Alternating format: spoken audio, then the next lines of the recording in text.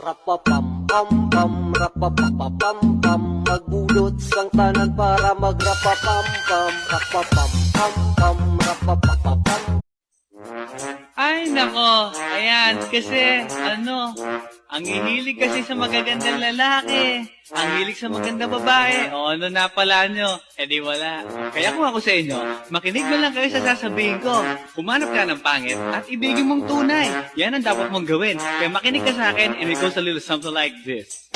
Kung gusto mong lumigaya ang iyong buhay, humanap ka ng pangit at ibigin mong tunay. Isang pangit na talagang di mo matanggap at huwag ang lalaki na iyong pangarap.